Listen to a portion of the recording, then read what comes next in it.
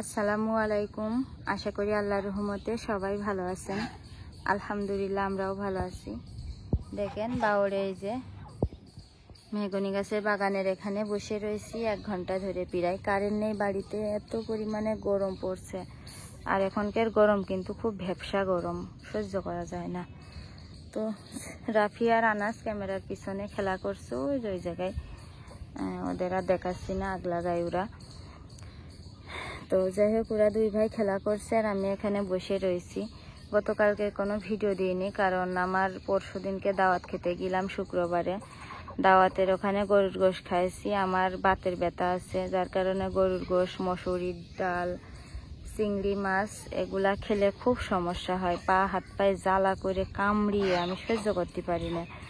তারপরে আরেকটা রোগও আছে, সেটার কথা আর বলছি না। সেটার জন্য ওই জিনিসগুলো খেলে খুব কষ্ট হয় আমার। তো মানে দাওয়াত খেতে যে এরকম গরুর গোশ না খায় আমার ভালো ছিল। খাসির গোশও ছিল ওখানে, যে গরুর গোশ না খাবে সে খাসির গোশ খাবে, কিন্তু গরুর গোশ আমার খুব পছন্দ।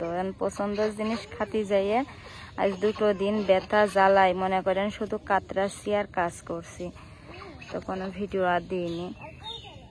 তো কারেন্ট নেই বলে এখানে এসে বসে রয়েছি আর ওরা দুই ভাই খেলা করছে। এই জায়গায় আবার একটু বাতাস আসে, পানির ঠান্ডা বাতাস।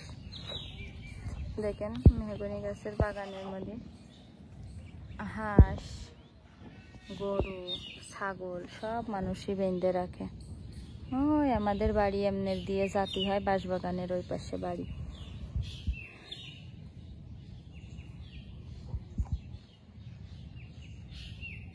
জায়গাটা খুবই সুন্দর। বাউরে যে আমাদের বাড়ির সামনে বাঁশের সাঁকো পার হয়ে পাশের গ্রাম, ওই যে গাছপালা দেখছেন না, এই যে এইগুলা, কিন্তু পাশের গ্রাম। আর এটা এক গ্রাম, ওইটা আর এক গ্রাম।